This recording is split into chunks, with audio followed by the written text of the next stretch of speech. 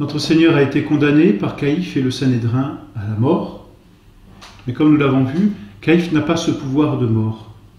On défère donc notre Seigneur auprès du gouverneur romain, qui est ici Ponce Pilate.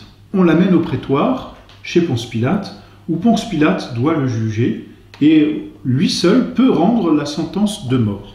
Alors les Juifs n'entrent pas dans le prétoire, c'est la Pâque, ils ne veuillent pas se souiller. C'est une maison païenne, ils ne peuvent pas y rentrer sans contracter une souillure légale, et s'ils veulent manger la Pâque, ils doivent être purs. Donc ils emmènent notre Seigneur, ce sont les soldats romains certainement, qui entrent avec notre Seigneur et on l'amène à Pilate. Et Pilate est obligé de sortir, et il le sait. Pilate est obligé de sortir auprès des Juifs pour savoir de quoi il retourne. Alors Pilate voit notre Seigneur arriver, et puis il demande aux Juifs, que voulez-vous que je fasse? Alors Saint Luc rapporte, nous avons trouvé cet homme mettant le désordre dans notre nation, empêchant de payer le tribut de César et se donnant pour Christ roi. Alors le tribut à César, Pilate n'est pas dupe. Il a entendu notre Seigneur dire quelques jours auparavant, rendez à César ce qui est à César. Donc ça ne gêne pas Pilate. Et les Juifs d'ailleurs vont dire même clairement à Pilate, quand Pilate leur dit quelle accusation portez-vous contre cet homme, ils disent si celui-ci n'était pas un malfaiteur, nous ne te l'aurions pas livré. Ça veut tout dire. On l'a déjà jugé, tu n'as pas besoin de savoir pourquoi on le juge, maintenant donne-nous le pouvoir de le mettre à mort et c'est tout. Et Pilate, d'ailleurs, en entendant cela, leur dit clairement, c'est dans l'Évangile, il leur dit prenez-le vous-même et jugez-le selon votre loi. Et les Juifs répondent mais il ne nous est pas permis de le mettre à mort. Et c'est là, on voit bien que les Juifs veulent la mort de notre Seigneur Jésus-Christ, et notre Seigneur se laisse conduire à la mort, comme un agneau. Alors, Pilate a entendu que les Juifs disaient, il soulève le peuple contre César. Ça ne marche pas, mais il a dit, il se prétend être le roi des Juifs. Et ça, Pilate, ça le touche. Parce qu'il n'a qu'un roi, c'est César. Donc il interroge notre Seigneur. Et il lui dit, tu es le roi des Juifs? Et Jésus répond, dis-tu cela de toi-même ou d'autres te l'ont-ils dit de moi? Pilate répondit, est-ce que je suis juif, moi? Ta nation et tes grands prêtres t'ont livré à moi. Qu'as-tu fait? Et Jésus répond, et c'est toujours très beau ces réponses de notre Seigneur, puisqu'il dit la vérité, c'est clair, mais il l'a dit en termes toujours très élégants. La royauté, c'est-à-dire ma royauté n'est pas de ce monde. Et il dit à Pilate finalement, tu crains peut-être d'avoir un autre roi? Tu crains que je soulève les Juifs contre le roi César? Ma royauté n'est pas de ce monde. Si ma royauté venait de ce monde, mes serviteurs auraient combattu pour que je ne fusse pas livré aux Juifs. Mais maintenant qu'ils n'ont pas combattu, ma royauté ne vient pas d'ici-bas. Alors Pilate lui dit, donc tu es roi tout de même? Et Jésus répond, tu le dis, je suis roi, je suis né pour ceci et je suis venu dans le monde pour rendre témoignage à la vérité. Quiconque procède de la vérité écoute ma voix. Et Pilate lui dit, qu'est-ce que la vérité? Et on change de sujet. Mais Pilate, hélas, n'est pas prêt à entendre la vérité, et notre Seigneur ne répond pas à Pilate. Simplement, Ponce Pilate est bien embêté parce que finalement, il ne trouve pas de motif. Il ne trouve pas de motif à condamner notre Seigneur Jésus-Christ. Notre Seigneur ne soulève pas le peuple juif contre les Romains, finalement. Sa royauté n'est pas d'ici-bas. Alors, que faire? Ponce Pilate est bien embêté. Alors, la première chose que Ponce Pilate réussit à faire, c'est de se débarrasser de notre Seigneur. Quand on a une affaire épineuse, avant de la régler, on se demande toujours si on ne peut pas la donner à quelqu'un d'autre. Et là, Pilate dit, mais tu n'es pas de Galilée? Eh oui, notre Seigneur est galiléen, de Nazareth. Alors, ça n'est pas de mon ressort, dit Pilate. C'est du ressort du tétrarque de Galilée. Et le tétrarque de Galilée, c'est Hérode. Et ça tombe bien, Hérode est à Jérusalem aussi, puisque pour la Pâque, tous ses gouverneurs sont là. Alors Pilate croit bon pouvoir se débarrasser de notre Seigneur en livrant notre Seigneur à Hérode. Et en lui disant, tiens, Va voir Hérode, ça n'est pas de mon ressort. Alors, on emmène notre Seigneur auprès d'Hérode. Quelle ignominie de la part de notre Seigneur de subir tant de tribunaux humains et tant d'injustes tribunaux humains. Le tribunal de Caïphe, d'Anne tout d'abord, de Caïphe par 2 fois, la nuit et le jour, de Pilate une première fois, d'Hérode, et on va le voir, il va retourner auprès de Ponce Pilate. On le livre vraiment comme un malfaiteur de tribunal en tribunal. Simplement, Hérode est un homme de concupiscence, un homme de la chair, non pas un homme d'esprit. Et donc, Hérode attend de notre Seigneur du merveilleux, mais du merveilleux charnel, du merveilleux sensible, non pas du merveilleux surnaturel, non pas la grâce. Il veut voir des miracles. Et donc il veut s'amuser de notre Seigneur comme un roi peut s'amuser de son bouffon. Mais notre Seigneur ne daignera pas jeter un seul regard à Hérode, ni lui adresser une seule parole. Déception bien cruelle de la part d'Hérode qui se débarrasse de notre Seigneur en le revoyant à Ponce Pilate. Entre-temps, Hérode s'amuse de notre Seigneur, puisqu'il va le revêtir d'un manteau blanc écarlate.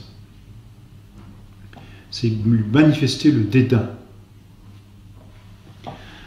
Notre Seigneur repart auprès de Ponce Pilate.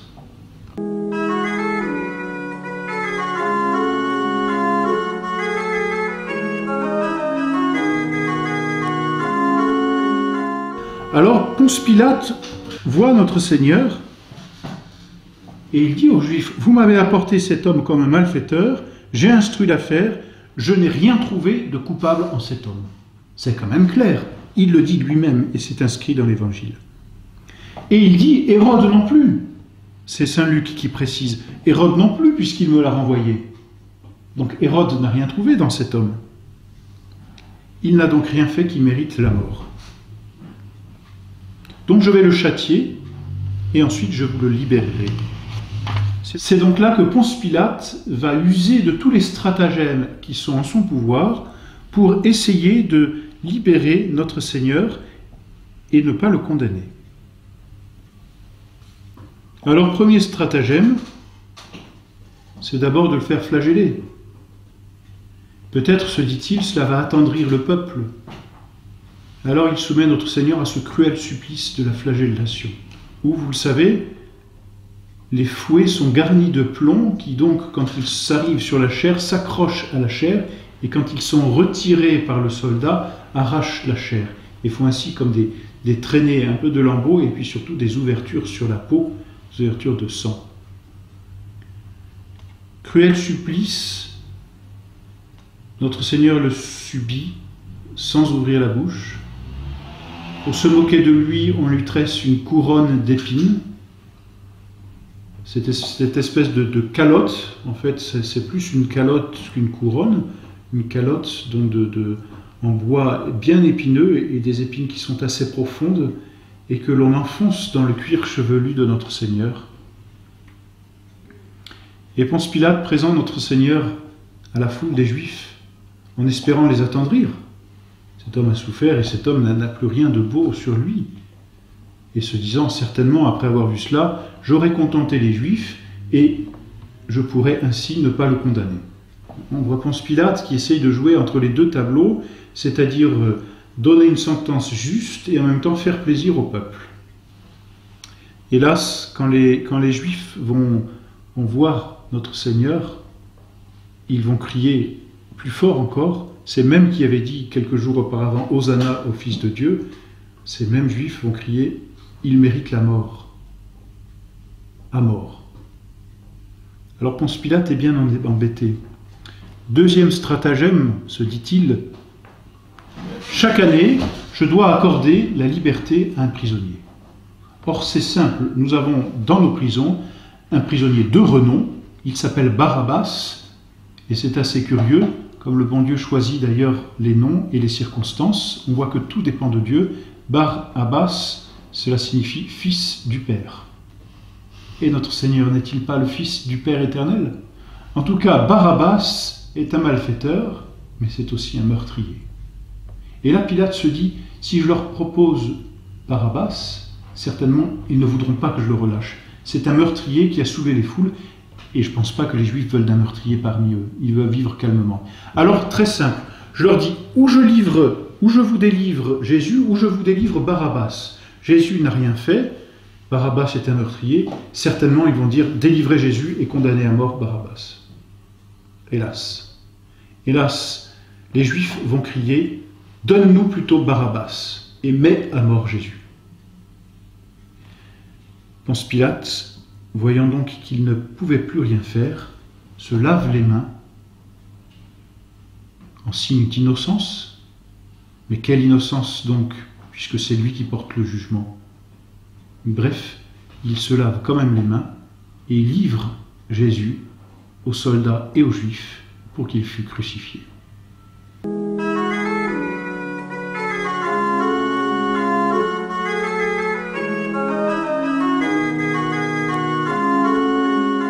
Entre-temps, Pilate reçoit la visite de sa femme qui lui dit « J'ai eu un songe, surtout n'aie pas d'affaire avec cet homme-là ».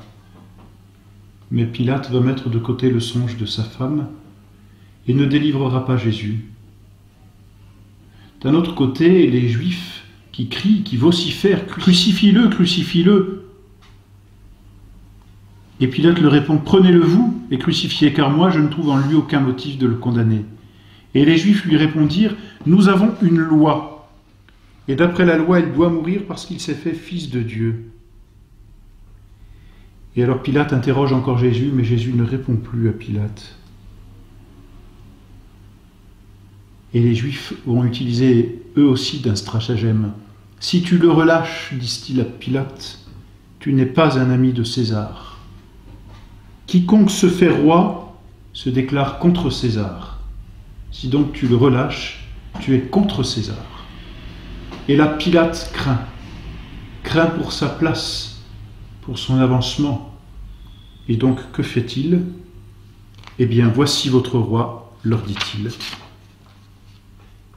Et alors les Juifs crient plus fort, crucifie-le. Et Pilate leur dit, mais crucifierai-je votre roi? Et Pilate sait très bien que notre Seigneur n'est pas un roi temporel.